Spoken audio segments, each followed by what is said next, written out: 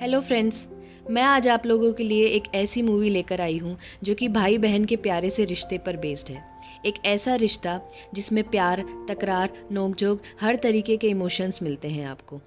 और ये मूवी हमारी रक्षाबंधन के मौके पर रिलीज़ हुई है। भाई बहन का रिश्ता जो कि उन दोनों के अलावा शायद ही कोई और समझ पाए। तो चलिए दोस्तों, मैं आपको लेकर चलती हूँ हमारी मूवी की प्यारी सी स्टोरी की ओर। तो जैसा कि आप जानते होंगे, मूवी का हमारा लीड कैरेक्टर हमारे one and only Akshay Kumar ने प्ले किया है। और इस मूवी में उनकी है 4 बहनें और उन चारों की शादी कराने के लिए एक भाई की स्ट्रगल दिखाई गई है यहाँ। तो ये है हमारे केदारनाथ और इनकी एक गोलगप्पों की दुकान है। और इन्हीं गोलगप्पों के साथ साथ इनकी एक और बात फेमस है। इनके अनुसार जो भी प्रेग्नेंट औरत इनके गोलगप्पे खाएगी उसके लड़का ही होगा। और इनकी दुकान के सामने अक्सर प्रेग्नेंट लेडीज़ की लंबी लाइन लगी होती है। दरअसल इनकी ये शॉप इनके फादर और उनके भी फादर काफ़ी शुरू से चला रहे होते हैं। अब जब कोई उनसे आकर ये पूछता है कि क्या गारंटी है कि उसके गोलगप्पे खाने से लड़का ही होगा, इस पर केदारनाथ झींकते हुए कहते हैं कि 25 रुपए के गोलगप्पों के साथ साथ क्या वो सर्टिफिकेट भी बांटने लग जाएं। आज केदारनाथ, जिसे लोग लाला भी कहते हैं, वो जल्दी अपनी दुकान को बंद करके अपने घर की ओर निकलते हैं, क्योंकि उनकी सबसे बड़ी बहन, जिसका नाम है गायत्री, उसे आज लड़के वाले देखने आते हैं। अब जब वो लड़के वालों से बात करने के लिए अपने घर पहुंचते हैं तो उनकी बात हुई थी कि वो शादी में 12 लाख रुपए देंगे। पर यहाँ हम देखते हैं कि लड़के के मामा ने अचानक से दूसरे पार्टी का नाम रखते हुए कहते हैं कि वो लोग उन्हें 14 लाख देते हैं। इस पर केदारनाथ अपनी रेट बढ़ाते हुए 16 लाख तक भी कर देते हैं, पर उसके मामा बिल्कुल भी नहीं मानते और वो और भी ज़्यादा प्राइस बढ़ाने लगते हैं। इस पर केदारनाथ के पास इतने पैसे नहीं होते हैं कि वो उनको 16 लाख या उससे ज़्यादा दे पाएँ, तो ये रिश्ता हमारा कैंसिल हो जाता है, क्योंकि केदारनाथ की अब 3 और बहनें हैं जिनकी उन्हें शादी करवानी थी। अब उन लड़के वालों के जाने के जस्ट बाद ही केदारनाथ की तीनों बहनें समोसे की प्लेट पर टूट पड़ती हैं। उन्हें देखकर केदारनाथ और भी ज़्यादा टेंशन में रहते हैं, क्योंकि उन तीनों बहनों में मैच्योरिटी नाम की कोई चीज़ नहीं थी। और इसीलिए केदारनाथ टेंशन में रहते हैं कि आखिर उन तीनों से कौन शादी करेगा। और ये है केदारनाथ की सबसे बड़ी बहन गायत्री, जो कि इन चारों में सबसे ज़्यादा समझदार है। पर समझदार होने के बावजूद भी केदारनाथ इसकी भी शादी नहीं करवा पा रहा। दरअसल बचपन में केदारनाथ के माँ बाप ने उससे प्रॉमिस लिया था कि वो जब तक उन चारों बहनों की शादी नहीं करवा देता तब तक वह अपनी शादी भी नहीं करेगा। और इसी वादे को लेते समय हम देखते हैं कि एक छोटी बच्ची केदारनाथ को मना करने की कोशिश कर रही होती है। और ये बच्ची का नाम है सपना, जो कि बड़ी होकर हमारा भूमि पेडनेकर ने ये कैरेक्टर रोल प्ले किया है। अब सपना जो है वो हमारे केदारनाथ से प्यार करती है, पर क्योंकि उन चारों बहनों की शादी नहीं हो पा रही होती है और अपने वादे के मुताबिक केदारनाथ भी सपना से शादी नहीं कर पा रहा होता है। अगले सीन में सपना के पिता केदारनाथ पर आकर चिल्लाते हैं कि अब वो 8 महीने में रिटायर होने वाले हैं और वो केदारनाथ को 6 महीने का टाइम देते हैं और उनसे कहते हैं कि या तो वो अपने चारों बहनों की शादी करवा कर सपना से शादी कर ले, नहीं तो वो सपना को भूल जाए। यहाँ केदारनाथ बेचारा, जिसके हाथ में कुछ नहीं होता है, ना तो वो अपनी शादी कर पा रहा होता है और ना ही अपनी चारों बहनों की शादी करवा पा रहा होता है। अब जब केदारनाथ एक दिन लक्ष्मी को एक लड़के से बात करते देखता है तो उसे लगता है कि लक्ष्मी उस लड़के को पसंद करती है और वो उसे जाकर कहता है कि उसे वह लड़का पसंद है। इस पर लक्ष्मी उसे साफ मना करती है और कहती है कि वो उसका बॉयफ्रेंड नहीं है, बल्कि मोहल्ले का एक ऐसे ही लड़का है। ये बात सुनकर केदारनाथ को बहुत गुस्सा आता है और वो एक माइक लेकर पूरे मोहल्ले को इकट्ठा कर लेता है और वहाँ जाकर कहता है कि या तो मोहल्ले के सभी लड़के अपने आप को कंट्रोल में रखें, नहीं तो किसी के लिए भी अच्छा नहीं होगा। और वो कहते हैं कि आज के बाद अगर मोहल्ले में कोई भी लड़का किसी लड़की को छेड़ता है तो उसे उससे शादी करनी पड़ेगी। अब एक दिन लाला जी की दुकान पर एक आदमी अपनी बेटी की शादी का कार्ड लेकर आता है और वो कहता है कि वो शादी में ज़रूर आए। इस पर लाला जी शौक में आ जाते हैं और वो कहते हैं कि तुम्हारी लड़की तो मोटी है, फिर उसकी शादी कैसे हो रही है। यहाँ पर वो आदमी कहता है कि एक शानू नाम की वेडिंग प्लानर है जो कि हर तरीके की लड़की की शादी करवा देती है। तो लाला भी सपना के साथ मिलकर शानू से मिलने चला जाता है। अब यहाँ वह अपनी चारों बहनों के बारे में शानू को बताता है। इस पर शानू उसे अगले एक शादी इवेंट में आने के लिए इनवाइट करती है। अब इस शादी में लड़के वालों ने एक गाड़ी की डिमांड रखी है और लड़की वालों ने उस पर अग्री भी किया होता है, लेकिन शादी के दिन वो किसी कारण की वजह से गाड़ी नहीं ला पाए। अब यहाँ पर दोनों पार्टीज़ में बहस हो जाती है और इसी वजह से शानू भी बहुत गुस्सा हो रही होती है लड़की वालों पर। इस पर लाला मौका देखकर उस गाड़ी के शोरूम में अपने कॉन्टैक्ट्स निकाल कर वो गाड़ी भी ले आता है और यहाँ गाड़ी पर आने के बाद सब लोग खुश हो जाते हैं और शानू भी लाला से बहुत ज़्यादा इम्प्रेस हो जाती है।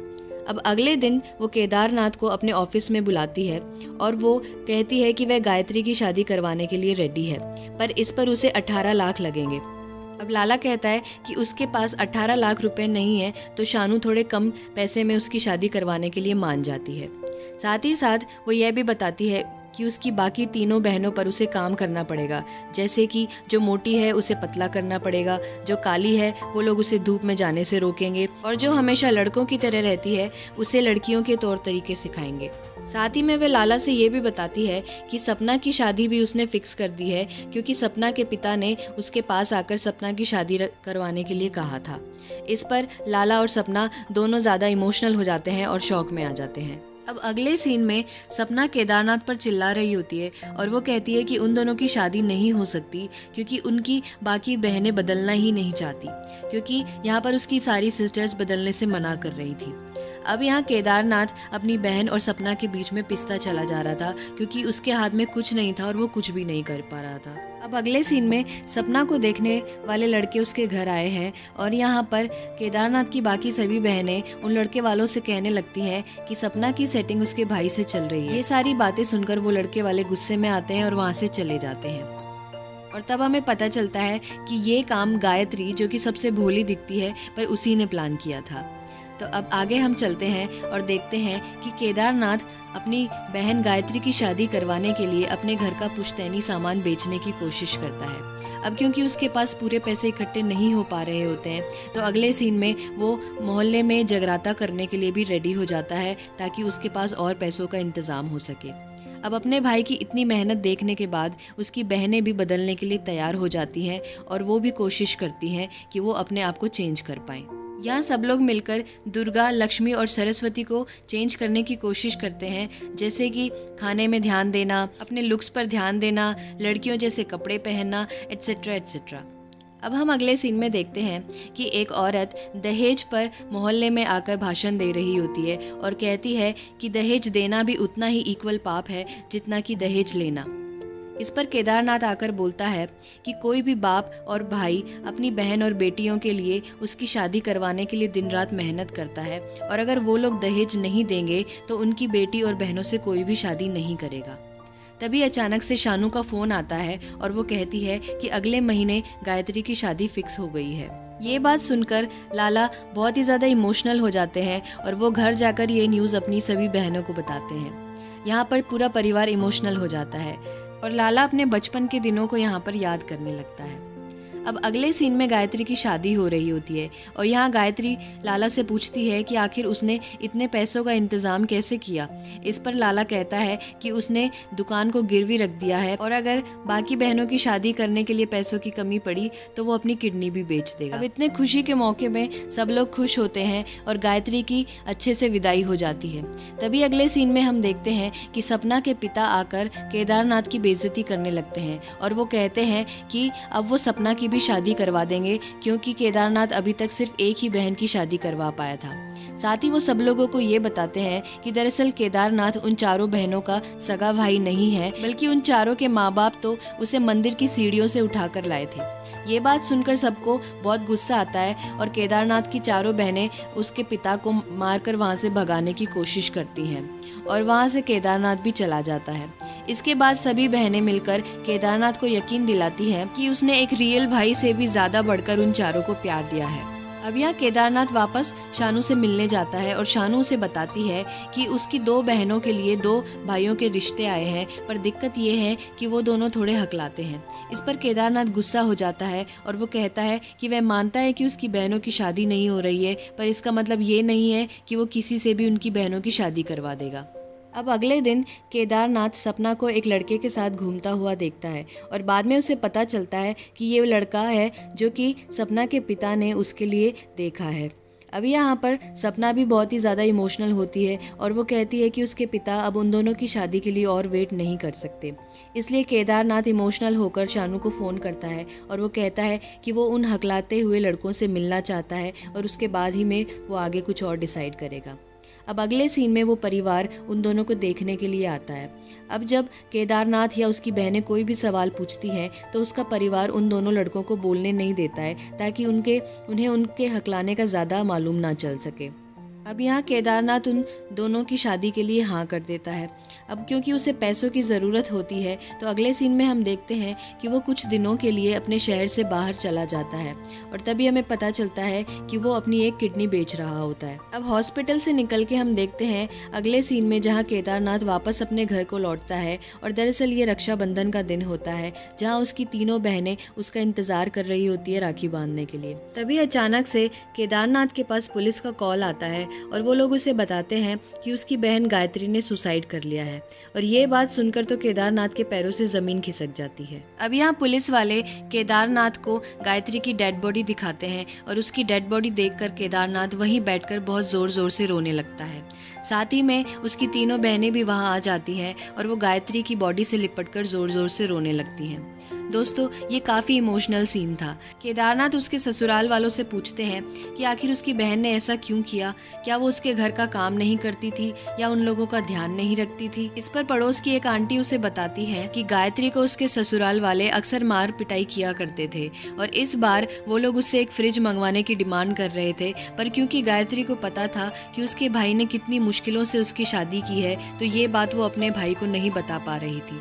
और आज रक्षाबंधन के मौके पर गायत्री जब अपने भाई के घर जा रही थी तो उसके ससुराल वालों ने उन्हें वहां जाने से मना किया और इसी के बाद गायत्री ने जहर खाकर अपनी जान दे दी। इसके बाद केदारनाथ गायत्री को बिल्कुल वैसे ही उठाकर लेकर जाते हैं जैसे कि उन्होंने उसकी शादी के दिन उसकी विदाई की थी और इसके बाद वो ले जाकर उसका अंतिम संस्कार कर देते हैं।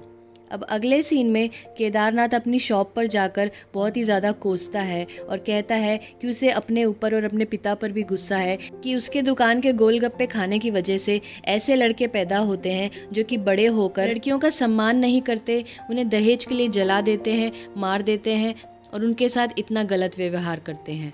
और इसके बाद लाला अपनी तीनों बहनों से भी माफ़ी मांगता है और कहता है कि उनकी शादी पर पैसे लगाने से बेहतर उसने उन्हें उनके करियर पर पैसे लगाने चाहिए थे और इसके बाद वो यही डिसाइड करता है कि अब वो उनकी शादी पर नहीं बल्कि उसके करियर पर पैसा लगाएगा। साथ ही साथ वो सपना से भी कहता है कि उसने आधी ज़िंदगी तो उसके इंतज़ार में निकाल दी, पर अब वो अपने पिता के कहे अनुसार जहाँ वो चाहते हैं वहाँ शादी कर ले।